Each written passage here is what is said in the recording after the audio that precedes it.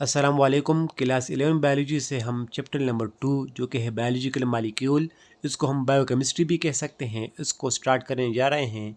और आज की वीडियो में मैं आपको बेसिक चीज़ें बताऊंगा और कुछ ट्रिक्स बताऊंगा। इस चैप्टर में हम क्या पढ़ेंगे वो भी हम स्टडी करेंगे और बेसिक जो चीज़ें हैं उसको भी कवर करने की कोशिश करेंगे।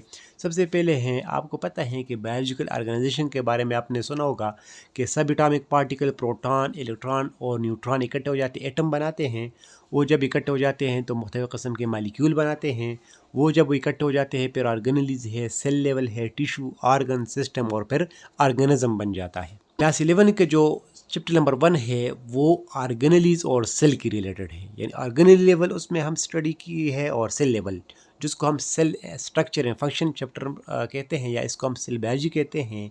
और बायोकेमिस्ट्री में हम बेसिकली मॉलिक्यूलर लेवल को देखते हैं। तो हम कहेंगे कि बायोकेमिस्ट्री जो है वो लिंक प्रोवाइड करती है बायोलॉजी और केमिस्ट्री के अंदर। बायोकेमिस्ट्री यानी chemical and bio, chemical and living organism.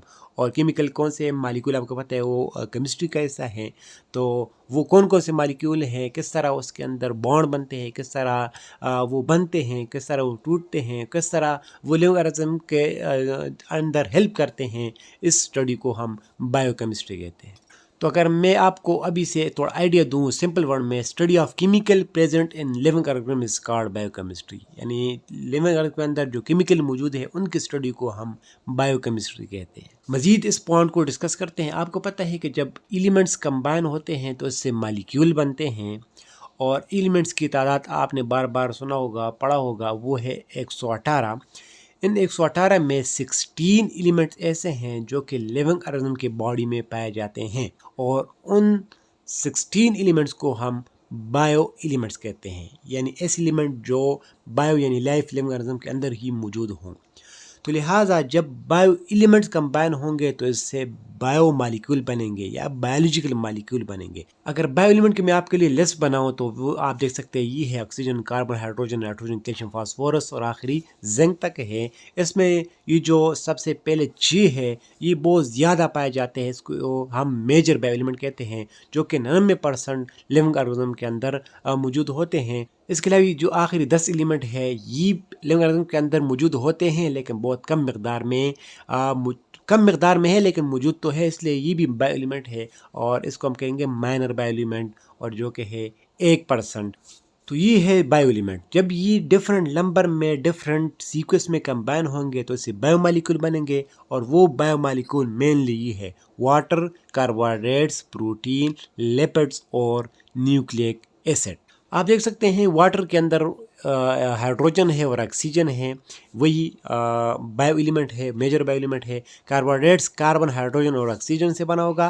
Protein carbon, hydrogen, oxygen, nitrogen से बना होगा और सम टाइम सल्फर भी आ सकता है। लिपिड भी उस तरह कार्बन, हाइड्रोजन, ऑक्सीजन से, सम टाइम नाइट्रोजन और सल्फर भी आ सकता है। न्यूक्लिक एसिड 5 एलिमेंट से बना होगा और 5 से ही ज़ाहिर है, फास्फोरस, नाइट्रोजन, ऑक्सीजन, हाइड्रोजन और कार्बन। बेसिकली आप देख सकते हैं मालिक्यूल है, और अगर आप कार्बोहाइड्रेट को खोलोगे तो आपको फिर से वही बायो एलिमेंट्स ही नज़र आएंगे। और ये 16 एलिमेंट से आपको बाहर कोई भी, इसके अलावा कोई भी एलिमेंट आपको नज़र नहीं आएगा।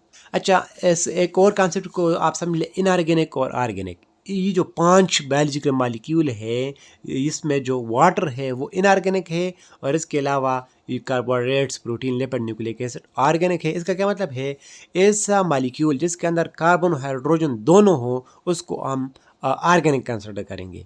और ऐसा मॉलिक्यूल जिसके अंदर कार्बन ना हो तो उसको फिर हम इनऑर्गेनिक कहेंगे। वाटर में आप देख ले हाइड्रोजन है लेकिन कार्बन नहीं है, इसलिए इनऑर्गेनिक है। बाकी आप चारों में देख ले उसमें कार्बन हाइड्रोजन दोनों है, इसलिए वो ऑर्गेनिक कंसिडर करते हैं। अगर हम चैप्टर नंबर 2 जो कि हमने स्टार्ट किया इसका ओवरव्यू देख लें कि इसमें हम क्या पढ़ेंगे, तो यही 5 चीज़ें तो पढ़ेंगे क्योंकि चैप्टर का नाम बायोमॉलिक्यूल है और बायोमॉलिक्यूल यही तो 5 है। तो लिहाजा सबसे पहले हम वाटर को देखेंगे, फिर कार्बोहाइड्रेट्स, फिर प्रोटीन, फिर लिपिड, न्यूक्लिक एसिड, और इस तरह चैप्टर ख़त्म हो जाएगा। अच्छा, आखिरी थोड़ा सा कॉन्सेप्ट और देख ले। जो बायोमॉलिक्यूल है ये 2 किस्म के हैं, मोनोमर्स और पॉलीमर्स। मोनोमर्स ऐसे मॉलिक्यूल जो छोटे हो, मालिक्यूल हो लेकिन उसका साइज़ छोटा हो, स्मॉल यूनिट हो, छोटा यूनिट हो। और पॉलीमर ये भी मालिक्यूल है लेकिन इसमें बहुत सारे एटम मौजूद होते हैं, बायो एलिमेंट, और ये एक लार्ज यूनिट होता है,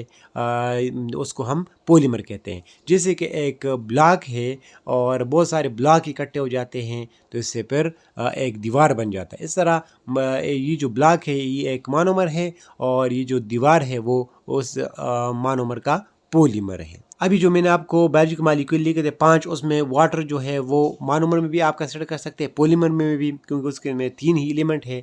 लेकिन जो ऑर्गेनिक है, carbohydrates, protein, lipid, nucleic acid, चारों पॉलीमर है। इसके अपने अपने मोनोमर है। कार्बोहाइड्रेट्स का है मोनोसेक्राइड, प्रोटीन का है अमीनो एसिड, लिपिड का है फैटी एसिड प्लस ग्लाइसरोल, और न्यूक्लिक एसिड का है न्यूक्लियोटाइड। तो ओवरऑल कॉन्सेप्ट क्या बना?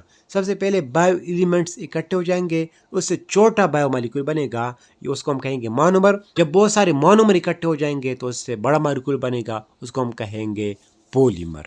अब अगर मैं आपको बायोकेमिस्ट्री का पूरा डिफिनीशन बताऊं तो आपको क्लियर हो जाएगा कि biochemistry is a branch of biology in which we study of structure, composition and function of molecule which are present in bodies of living organism. Living organism के अंदर जितने भी मॉलिक्यूल मौजूद हैं, जो को मैंने आपको बताया 5 किस्म के मेनली, इसके अलावा और बहुत है लेकिन वो इनकी कैटेगरी के अंदर आ जाते हैं। जितने भी मॉलिक्यूल है, केमिकल है जिस्म के अंदर, उसका फंक्शन, उसका कंपोजिशन, उसका स्ट्रक्चर की स्टडी को हम बायोकेमिस्ट्री कहते हैं या बायोलॉजिकल मॉलिक्यूल कहते हैं। तो उम्मीद ये कॉन्सेप्ट आपको क्लियर हुआ होगा कि इस चैप्टर में हम क्या पढ़ेंगे, मोनोमर पॉलीमर क्या है, बायो एलिमेंट्स क्या हैं, और इसके अलावा ऑर्गेनिक इनऑर्गेनिक का आपका समझ आया होगा, और बायोलॉजिकल मॉलिक्यूल क्या है और बायोकेमिस्ट्री क्या है अच्छी तरीके से समझ आया होगा। अल्लाह।